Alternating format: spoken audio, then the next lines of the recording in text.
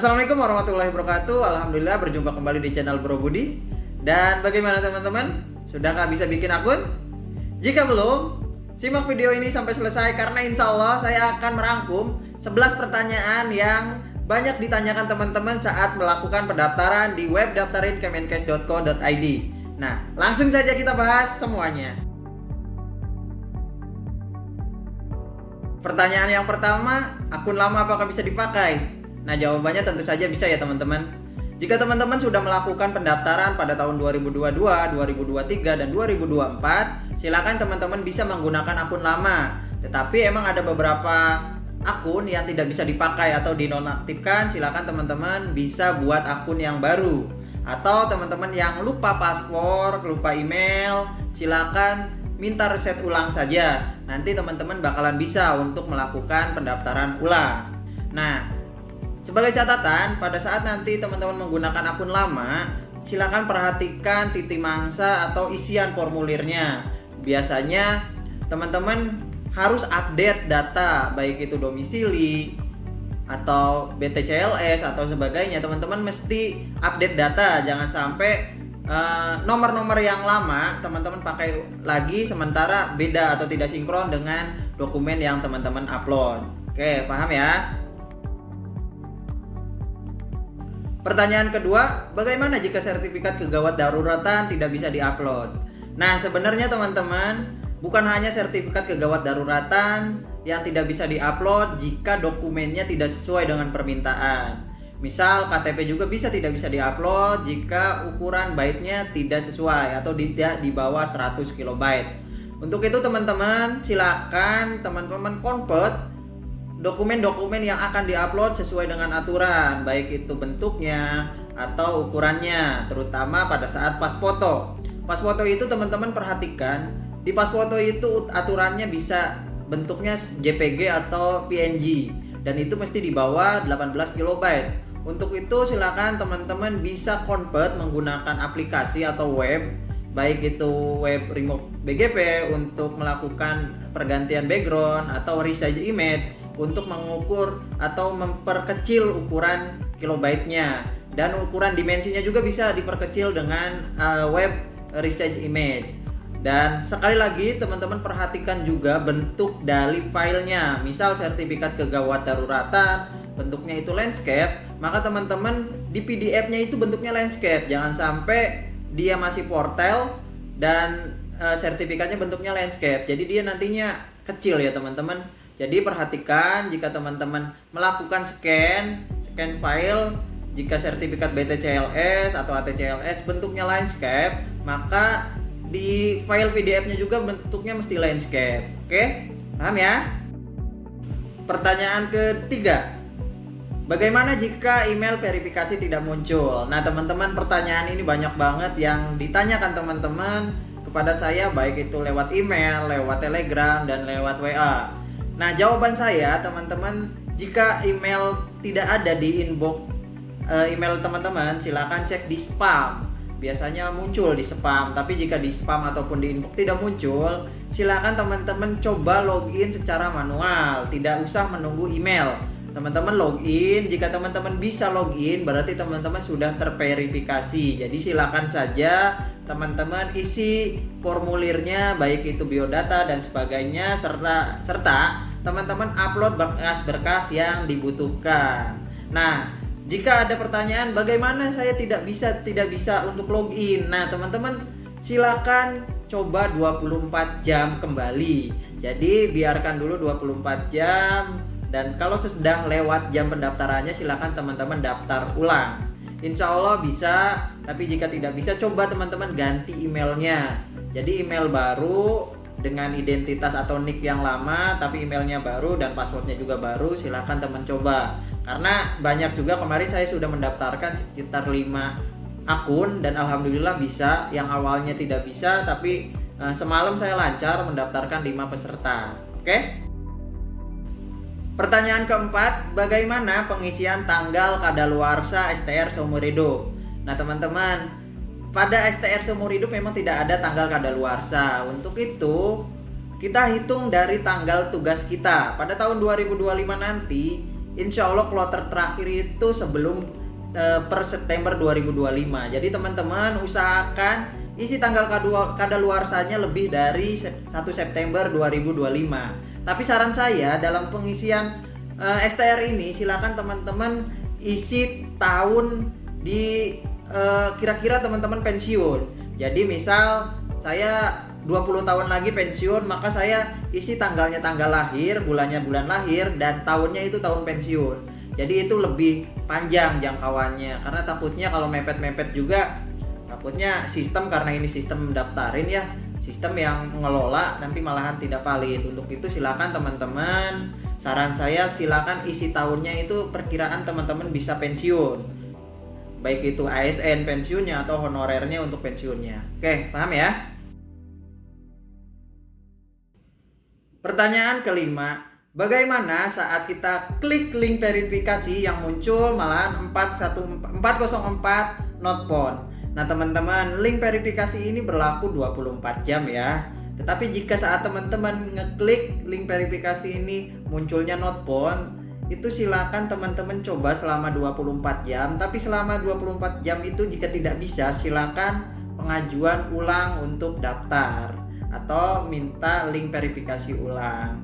Dan selama 24 jam itu silakan teman-teman juga coba untuk login secara manual. Insya Allah bisa, tapi jika tetap tidak bisa silakan teman-teman coba lagi permintaan link atau email verifikasi ulang. Oke? Pertanyaan ke-6, jika salah melakukan pengisian pekerjaan atau pendidikan, ataukah bisa diulang? Jawabannya bisa ya teman-teman.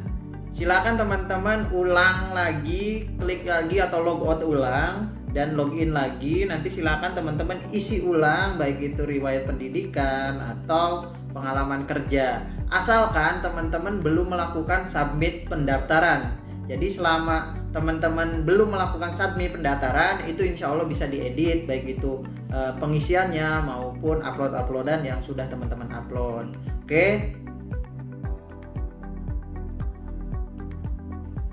Pertanyaan ke-7, siapa yang berhak menandatangani surat izin atasan?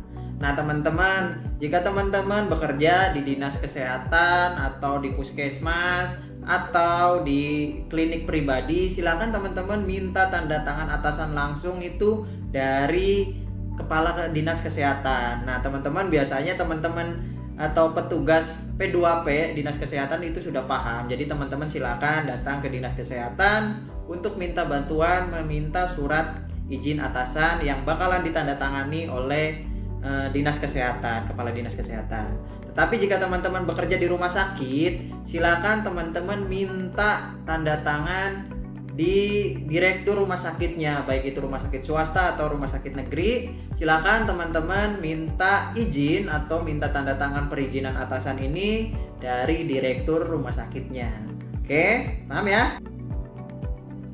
Pertanyaan nomor 8, bagaimana jika pas foto tidak bisa disimpan atau diupload? Nah jawabannya tentu saja silakan teman-teman cek kembali baik itu bentuknya PNG atau JPG dan ukurannya, dimensinya yaitu 320 dan 460. Jadi teman-teman dimensinya mesti pas dan kilobyte-nya juga mesti pas, karena aturannya itu di bawah 18 kilobyte. Jadi kalau di atas itu dan bentuknya dimensinya lebih dari itu pasti tidak bisa diupload. Makanya teman-teman silakan convert pas fotonya sesuai dengan aturan yang sudah ditetapkan di Juknis. Jadi jangan sampai teman-teman mengabaikan dimensi dan ukurannya, karena tentu saja itu bakalan terjadi kesalahan atau tidak valid nantinya. Oke? Pertanyaan nomor 9, bagaimana jika dokumen yang diupload tidak bisa?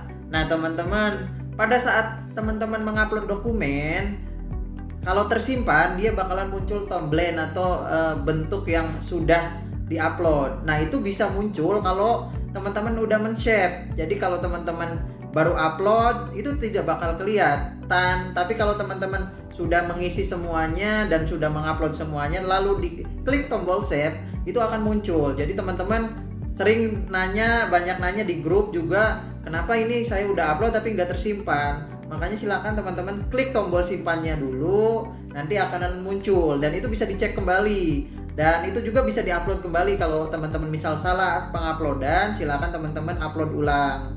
Nantinya insya Allah itu bisa untuk direvisi. Oke? Soal nomor 10, di mana letak tombol registrasi. Nah teman-teman, saat teman-teman di beranda daftarin kemenkes.co.id, nah di situ ada klik login. Nah silakan klik login dan nanti paling bawah itu ada menu daftar di sini. Nanti teman-teman tinggal klik aja tombol daftar di sini. Insya Allah di situ nanti ada formulir untuk melakukan pendaftaran akun. Jadi teman-teman silakan simak atau silakan lihat dengan teliti. Jangan sampai cuma sekilas-sekilas atau tidak tenang melakukan pendaftarannya. Tentu saja nantinya teman-teman bakalan panik di mana letaknya dan segala macamnya. Untuk itu silakan teman-teman sekali lagi daftar ini dengan tenang, dengan suasana yang enak, dan siapkan dokumennya. Jangan sampai gerasak gerusuk, jangan sampai teman-teman tidak tenang. Nantinya karena kalau teman-teman salah melakukan penginputan data itu bakalan berakibat fatal, terutama pada saat teman-teman nantinya sudah melakukan submit pendaftaran dan itu bakalan susah dirubah. Jadi teman-teman silakan sekali lagi lakukan pendaftaran ini dengan tenang. Jangan sampai teman-teman tidak fokus untuk melakukan pendaftaran yang nantinya teman-teman bakalan menyesal. Oke? Nah, pertanyaan yang terakhir, bagaimana jika hasil cetakan tidak sesuai dengan inputan? Nah, teman-teman, ini sebenarnya susah ya dijelasinnya. Kenapa? Karena hasil cetakan atau e-filing itu didapat dari inputan teman-teman. Jadi kayaknya nggak mungkin kalau misal hasil cetakannya tidak sesuai dengan inputan teman-teman. Untuk itu sekali lagi teman-teman, dalam melakukan pendaftaran atau pengisian formulir pendaftarannya, teman-teman dengan teliti simak. Kalaupun sudah selesai semua silakan cek ulang, jangan sampai ada yang kelewat, terutama tanggal lahir, nomor NIK, nama dan sebagainya itu juga mesti tepat. Baik itu uploadannya juga mesti tepat, jangan sampai uploadannya kebalik-balik. Karena kalau kebalik-balik ya ikhlaskan ya teman-teman, karena itu nantinya susah dan tim verifikator juga bakalan men-skip kalau ada data-data yang tidak sesuai dengan aturan. Jadi sekali lagi lakukan pendaftarannya dengan teliti, karena jika teman-teman gagal atau salah mengisi formulir ini, teman-teman mesti bersabar 1 tahun ke depan. Oke? Nah, teman-teman, mungkin itu saja pertanyaan-pertanyaan yang bisa saya jawab. Tapi jika ada pertanyaan lain, silakan teman-teman tulis aja di kolom komentar. Jika saya bisa jawab, insya Allah langsung saya jawab. Tetapi jika tidak bisa saya jawab, maka saya akan teruskan pertanyaan-pertanyaan teman-teman ke para fasilitator yang saya kenal. Insya Allah nanti jawaban dari mereka saya share di grup maupun saya bikin videonya kembali. Untuk itu silakan sekali lagi, mudah-mudahan pertanyaan-pertanyaan yang sudah saya jawab ini bisa membantu teman-teman dalam memperlancar proses pendaftaran di akun daftarin kemenkes.co.id.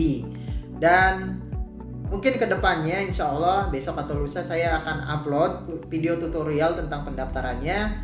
Cuman karena di web daftarin ini masih banyak masalah, baik itu proses penguploadan atau pengisian data yang sering muncul. Untuk itu saya masih membuat video tutorial supaya valid juga informasinya.